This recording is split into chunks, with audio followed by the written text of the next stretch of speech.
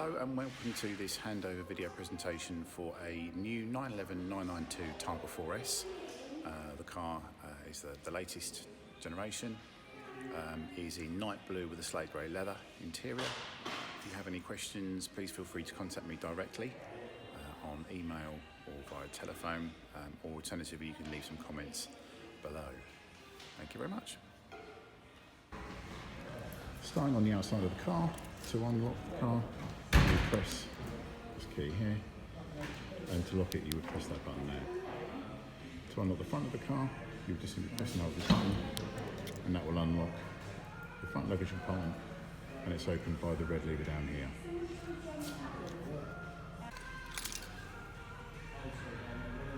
To open the front luggage compartment, you just need to slide this red lever across before then lifting up the bonnet. Underneath here you have your windscreen washer fluid bottle, so you can refill by lifting up the blue cap and then pouring in your screen wash. Underneath here you would have your battery, which if you need to remove this entire colour here, you would use by putting your fingers under the side there and under the side here. This whole section then lifts off. When you come to replace it, you just need to make sure that you roll the rubbers back over the top of the seal just to keep it watertight. If the car has centre locking hubs, you would also find that the wheel nut for the centre locking hubs will be located under here. You also have your warning triangle, and then behind here you would have locking wheel nut compressor and toolkit down there. To close the bonnet, no matter how hard you push it, you just need to put your hand on the badge with a very, very firm hand and give it a final push, and that will lock it tight. The centre section of the roof can be put down using the key as well. By pressing and holding this button here, it will drop the windows and then it will remove this cover back. You need to make sure that you give yourself some room behind, because clearly there is an overhang there.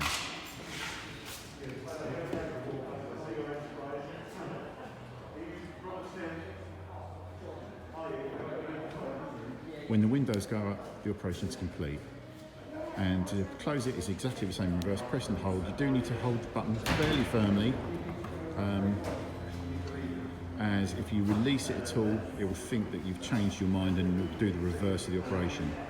So do keep the firm hold on the button. It secures the centre part in place, pulls the rear trim forward, and then when the windows go up, that's the operation complete.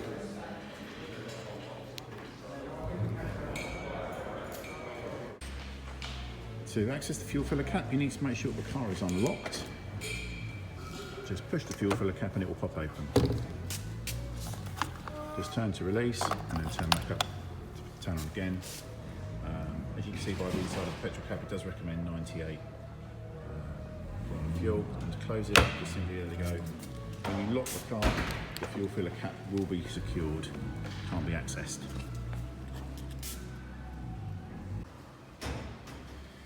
Moving to the inside of the car, you'll notice that on the seats we've got a variety of buttons here which will give us some operation. This button will do the forward and back, so you'll reach and rake. This button here will operate the centre seat squab, so we can extend it or retract it back by pressing the button here. We then have the operation for the angle adjustment. So by pressing that forward, it will move the seat forwards, and then likewise when we push it back, it will move the seat backwards as well. We also have our lumbar adjustment just down here. So you have the top, centre and bottom part of your back, which will inflate cushions on the centre or further up, however you want the support to look. On the steering column, we've got a very small button under here, which you can just see. The tendency is to go quite hard at this button, but it's electric, so it only literally needs to be pushed, and you can see it moving away. Pull it back out to you, and it will move the steering column out, and then down and then up as well. Doesn't need much pressure and it works just fine. On the driver's door, we've got a few features on here. So we have mirror retract here. We can also adjust our mirrors by selecting which mirror we want to adjust and then use the cursor to do so. And we also have the window adjustment here. By the door handle, we've got our memory for our seats and the inner locking. So if you want to lock the car doors from the inside, you would press this button and unlock on this side. and then we can save our seat positions just by simply having the ignition switched on, press and hold set, and then we would press which button we want to correspondingly set the seat to. And you obviously have 3 settings there. If you have Sport Chrono, then you can select and save the seat via the key, which is quite handy. So if you have a his and hers key or partner's key, then you can have your seat set to your individual key. The instrument cluster, you'll see you've got a variety of different information on here. Some of it is very slightly obscured by the steering wheel, which if I pan back, you'll notice that becomes more obscured. The decision was made that it was ultimately better to put some information there that you can adjust your line of sight to view rather than just leave it blank. So that was a decision that was made. On the steering wheel, we've also got some buttons on here which will affect what we can see. So if, for example, I move the wheel on the right hand side of the steering wheel, then it will change the information that we have on here. It will show us the all-wheel drive, where the power's being delivered. We also have a G-force indicator. We have a stopwatch for our Sport Chrono. We then also have our map for the satellite navigation. Moves around to trip distance, and then back round to temperatures and Sport Chrono. We also have tyre pressures, which are a legal requirement in the UK. If we want to change the display on the opposite side, then we would simply press this button here, and it will move it over to this side, and then we can change the information that's on here as well. Not as much information on this side, but they will both adjust. Reasonably self-explanatory what we have on here. So we have our time and temperature on the left hand side. We then move around to an analog speedometer and our trip distance. We also have our rev counter in the centre. So typical Porsche, it has the rev counter in the middle. It also has our digital speedometer. We then round to our information centre, and then we have our engine temperature and fuel gauge. On the steering wheel, we've got, as I said, what this button does, it moves the information from one side to the next. We have an orientation wheel. We can then answer our telephone on here. This is our back button, so we can move back through the various menus on the right hand side. We also have volume and voice control, and then we also have a home button, so we can make this home button make that whatever we have on here, when we press this button, we can make that is always the first screen that we see when we press this button, if you have a preferred screen. So if, for example, you wanted it to have your satellite navigation on display, press the button and you can compare it so that will be what you see. On the steering column, we've got our indicators and main beam here. We also have our cruise control down here. We will push it away from us to set it and to speed up, pull it towards us to slow down, then down to cancel and up to resume. If it's adaptive cruise, then we can change it on here as well. On this side, we have got our windscreen wipers, including our wash. Down the side down here, we've got our lights and ignition. So this lives in the ignition now. So we would simply turn it on and off to get it working okay. We also have our lights down here. We can just press auto and we've got that working. We have our sort of side lights and fog lights as well.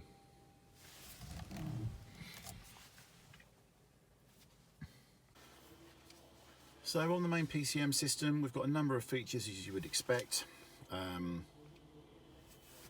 We've got a setup wizard which comes up in the first instance. To operate that, we would just simply make sure we've selected the right language that we want, and then it starts to guide us through the setup on here. If you have your phone on you, then you would search for a new phone and pair it as you would expect. So if you have an iPhone, you go into Bluetooth, you go into settings and Bluetooth, make sure your phone is discoverable. When it finds your phone, select it on the PCM system.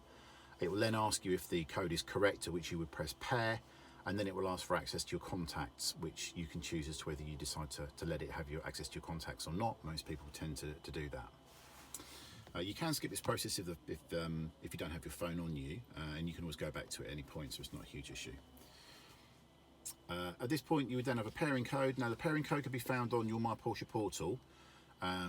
When you have logged in, you should receive an email when the car, in the UK, when it hits Sheerness or I think it's Hull, it generally generates an email to you inviting you to set up your Porsche, My Porsche portal.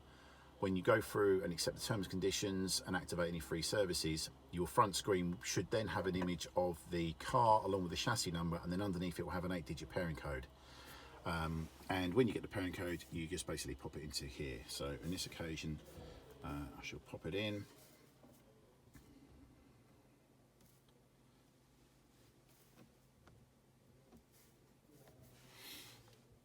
And then just make sure those boxes are ticked. Then we press next. It will then find that the number's correct, and then just press yes, and then agree to transfer of data if you wish to. And then it basically picks up the new keeper of the car, and you're loaded. This then means that you've got a connection with your phone app. So if you have the Connect app, you've then sort of created that relationship, and you're able to have the car recognise you as the owner, if you like. If we go through the side menu here, you can see with navigation, brings up the map. We can press destination, and as you'd expect, we can just pop in the destination as we wish. We've also got points of interest down here, so if we wanted to find some other points of interest, it might be either local to us to wherever we're going, then it'll bring them up, which is really useful. We have favourites if we have some destinations that we particularly would like to store. With media, it will instantly bring up some audio stations. We can have the list of the audio stations that we might have access to along here. And again, as you'd expect, we can scroll up and down as we wish. When you listen to certain radio stations more frequently than others, it will then bring up a favourites list. Okay. We can change whether we listen to digital, online, or Bluetooth. Bluetooth being any music that you might have on your phone, or an iPod Touch if you have a Bluetooth iPod. With phone, this is where we compare our phone again. So we would just simply press search for a new phone, as I said to you earlier on. Make sure that your phone is discoverable, and then you would pair it in that way. Down the side here, you'd have your usual sort of menu, so contacts, messaging, and we can dial a number once the phone is paired. On car, we have some information here. So we have the wet system, where the car has sensors and it can detect when the car is wet, and it will change some of the assistance settings to make the car safer, in actual fact, which is really useful. We can also, by using the button on the steering wheel for the Sport Chrono, we can change what we have on here as well. And it's really useful because it tells you what parts of the car it's adjusting to make that happen, and with the individual you can make that happen however you wish. So it's a great system to have.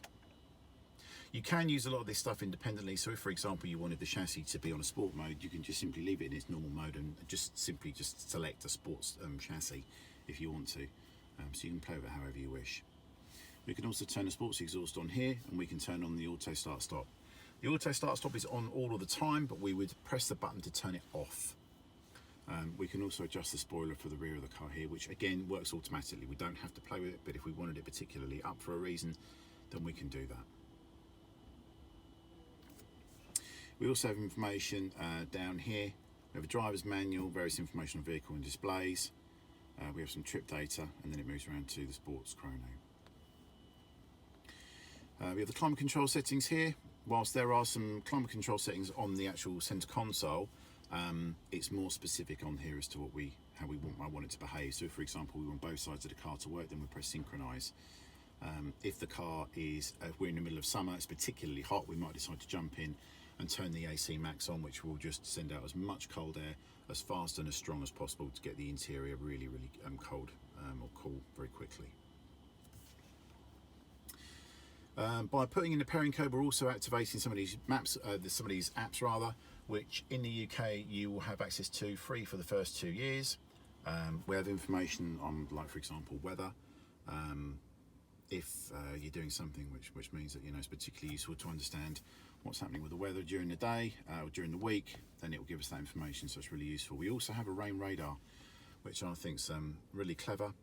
So it will tell us for the next 90 minutes what's happening with rain and bands of rain, which again I think is particularly useful, subject to what it is that you're doing. We also have Google Online Search, which again is really useful. If, for example, you wanted to find a particular hotel or a point of interest, you can type in the name of it, and just like as it would in Google, it will reduce your options as to what you can find. This was particularly useful when I had a customer who wanted to find a hotel they always used to go to in Italy.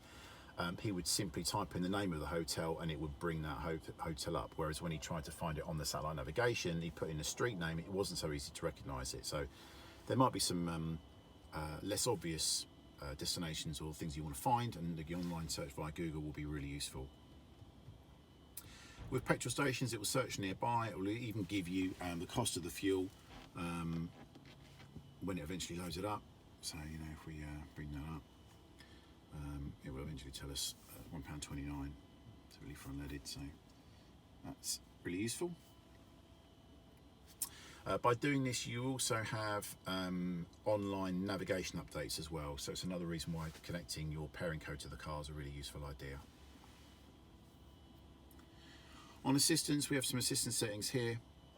Porsche Active Safe, and we also have access to the rear camera as well, which we can turn off if we want to. With the sound, we can play around with the way the balance works, you know, the treble and bass. Because this car has Bose, we can also play around with the way that works, which is really clever. And then we can adjust some of the volume systems like navigation announcements, the volume level of the beeping on the park assist as well. On here we have the information on devices, so once a phone is paired, it would then highlight which sections of these are communicating, basically. And then down here we have all of our settings, so we can play around with the car in a lot more detail. And again, you can access your user manual via here. If you hadn't done the setup wizard initially, you can get into it via here as well, so that's quite clever. On the home screen, we can play around with these tiles and we can change them as we wish. And again, that could be quite useful if you, if for example, you might use your car every day for work and you wanted to have access to, very quick access to your text messages or emails or something like that, then this will be the way that you would do that, you would adjust it. Moving down the console, we've got some more buttons along here. So we have our PASM button, so this will adjust the firmness of the ride on a suspension, so we can make it more firm or softer. This will be our traction control. These are our hazard warning lights. This is for the sports exhaust, and this is another shortcut button. So if there might be a particular feature that we want to access really quickly, without having to go into all of these sub-menus, we can, some of the options and features, we can make this button operate. So that's quite handy. We also have down here our climate control settings. So we have temperature each side followed by our fan speed. Okay, by pushing the buttons forward, it will speed it up, and we can obviously change the temperature settings as well. Automatic air recycling, front and rear windscreen demusters, and this is for our volume on the audio. This will do the same action on the sat-nav as we have here. Okay, so we can move this around, and that will move things around as well, like here. Easier way of showing you in. Moving down a little bit further, we've got a different arrangement to previous Porsche sports cars. So with this one, we will push it forward for reverse, whereas in the older models, for quite some time now, the very, very top section has been for park. That's now moved to a button here. So we push it forward for reverse, we will then knock it down once for neutral and then down again into drive. If we want to operate the manual paddles, then we can override it anyway, but the car will always take back control eventually. Whereas if we press manual, the car will stay in manual, and then we're back onto the paddle shift on the steering wheel, which would be downshift on this side and upshift on this side. We also have buttons for ventilated seats and heated seats, and then we can open and close the central part of the roof by these buttons here. Moving just a little bit further down, this is a removable cup holder, and then we have our handbrake. Park will only literally put the car into park. If you are on an incline, and it's less applicable with sports cars, but if you're on an incline, I would advise that you put the handbrake on. What you have is effectively a small, well, it's a pin that would drive into the transmission, which stops the car from rolling away. If you were fully laden and the car had a lot of weight or was pushed really, really hard, then, you know, if the pin were to break, the car would roll away. So that is why engaging the handbrake is always a good idea, especially Like I say, if you are on an incline, that's just good practice really. Onto the dashboard up here, you can see we have the dial for the Sport Chrono package. It has a time normally, but if you decide to use the timer, because you might go on a track day, for example, then that will turn into a stopwatch. In the console above, we have a couple of buttons for interior lights, and we also have an emergency call button there as well, and obviously the rear view mirror.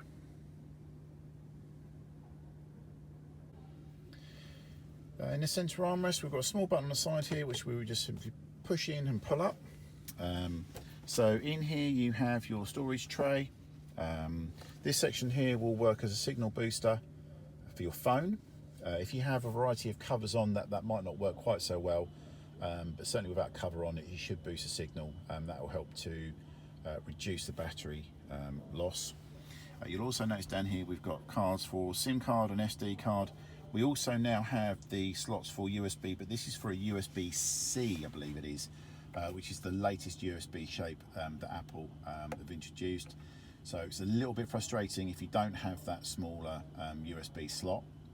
There is an adapter kit, an adapter cable that Apple produced that will help you, but it is a bit of a source of frustration for a few people at the moment because they're not using it and they haven't got the cables, especially on handover when you come and want to pair it up.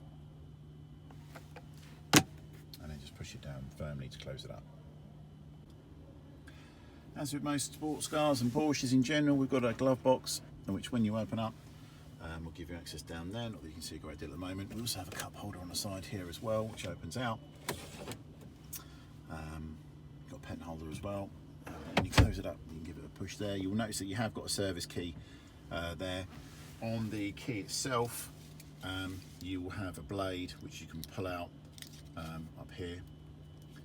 That will bring out the blade, and then you can pop the blade in, and that will lock the glove box. In the UK market, we also supply the car with a vehicle tracking system. The hardware is standard, but the car does have a pay-for subscription if you wanted to activate this. And again, that's done via the My Porsche portal. It's advised that if you want the tracking system on the car, that you do this prior to collection, and ideally you need to do it a couple of days. It's advised that really you should leave 3 days between paying for the tracking system and allowing us to pair these fobs to the car. That gives the portal enough time to reach the car and effectively inform it that the tracker is required. It then allows our technicians to pair these fobs. Whilst they come in the bag, they shouldn't clearly be kept with the keys. They need to be kept separate. The idea being that if somebody were to steal your keys but they don't steal the fob, then the car recognises it's being stolen, sends an alert to the call centre at Vodafone, and they will in turn contact you and just double check to make sure the car hasn't been stolen. The car's provided with 2 of these. If you haven't paid for the tracking device and it's not necessary, then you can leave one in the car if you wanted to. Without a card in the car, some models will bring up a warning note just to say that there's no driver card present, and if it does do that, then that's because one of these isn't in the car. If you're not subscribing to it, then you can just leave one in the car. It's not going to invalidate your insurance at all, because you may not need it, or you may not have told them that it has a tracking device.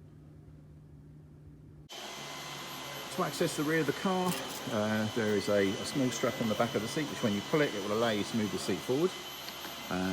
That then gives you access to the rear seats. Whilst there's not huge amounts of room in the back, there is enough to get a couple of people, albeit they probably want to be slightly on the smaller side to sort of feel comfortable. You'll notice that there are a couple of levers here, which when we move forward will allow us to move this rear section of the seat forward, and it gives us another shelf, if you like. Same can be done on that side, and it just enables us to access the shelf along here. When the roof is up, you can also access this, although clearly if your intention is to put the roof down, don't recommend that for obvious reasons.